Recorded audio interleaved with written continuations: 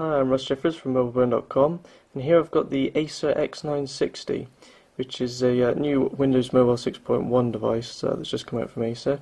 Just going to take a look at a few of the hardware features and software features of this phone.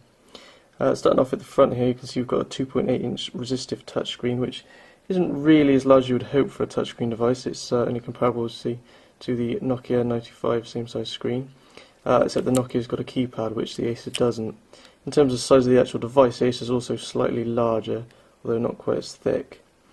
Moving on from that, you can see below we've got a D-pad here, a round D-pad.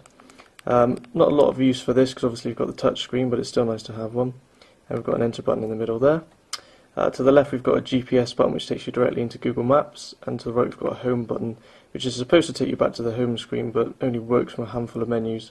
Most of the time I found that it didn't actually do anything at all, which was quite odd. Either side of those we've got the call key and the call end key, as you would expect. Above the screen we've got the device's earpiece, a forward-facing video call camera and an ambient light sensor. On either side we've got some notification LEDs. I mean, this one's just showing me that we've got a new SMS message, but you get other LEDs to show you when Bluetooth and Wi-Fi and the GPS is on as well, and also one that just flashes green all the time to show that you have signal. On the left here we have the volume rocker and a customizable shortcut key that you can set to bring up various different applications, and a lanyard fixing at the top there. Right on the top of the device we've just got the GPS engraved up there, and on the right we've got the power key which powers the device on and off and is used to sleep and wake the screen. Beneath that we've got the micro SD card slot and the camera shutter button there. Micro SD card slot, although it's on the side and open sideways, oddly you actually have to remove the back cover of the device to actually get your finger under it to open it, which is how it shows you to do it in the manual. It seems a bit weird to me. It seems like it'd be better to have just a little bit to get your nail in underneath it. Anyway, at the bottom corner here we've got the stylus.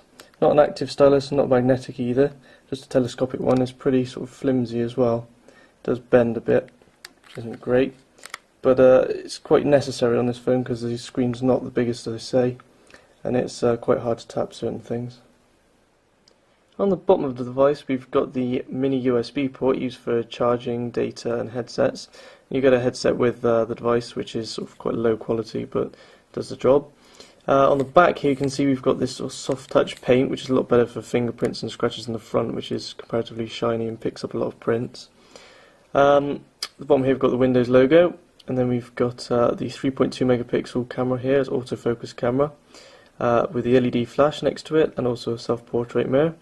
And then next up we've got these two loudspeaker grills here for the speakerphone, which was quite good in terms of quality but doesn't go very loud, but there's no echo, which is quite nice.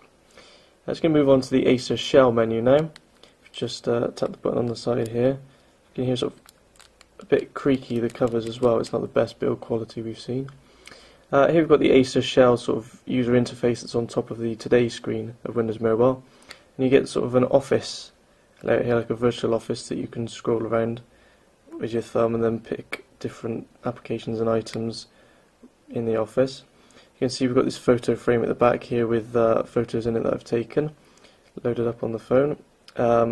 We've also got this little CD thing here which shows you what music you've got in the music player, and then these little contact cards which show you your shortcut contacts with their pictures, which is quite nice. Moving across from that we've got the window, which if you tap on the window you get the weather application there. It shows you the weather in all different places over the world. You can preset different places. I've just preset just a handful of different ones there, different countries. Unfortunately there wasn't that many cities on it, so I mean you just have to pick the closest city to wherever you are. Let's go back from that. For example, as I was saying about the home screen earlier, actually, if we put back into this and click the home key, you can see the device, the screen sort of flickers in places so that it knows you've actually pressed the key but doesn't actually go home. You've got to use the on-screen back key instead, which seems a bit odd. Here we've got the phone, which gives you the call list and such. We've got the calendar, which again has got live data on it, and if you click that we go straight into the calendar. We've also got this little message pad which represents SMS. So there's an SMS message in there, it's got number 1 on there to show one message. There we go. And we've also got this little envelope here which shows emails. Again, you can sort of scroll through the emails like that, which is quite nice. Quite a good view there, and different mailboxes at the top. On from that, we've got the clock here up on the wall. So if we click that, we get the raw clock, which takes the data from the weather as well. And as you can see, we've got all the same clocks here as the different places we set in the weather application.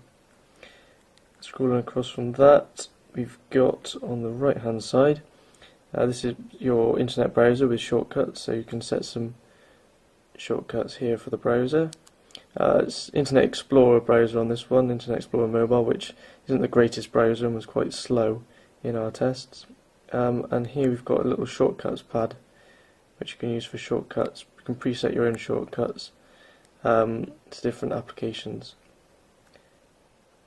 Next to that, we've just got this little pot here which represents the settings, so you can change various settings from here. Overall, it was a generally well-spec'd device, plenty of connectivity like GPS and Wi-Fi, but the user interface lets it down a bit. It's not quite as polished as other rivals' user interfaces. Feels a bit outdated in comparison. Anyway, that's the Acer X960. I'm Ross Jeffries from MobileBruin.com.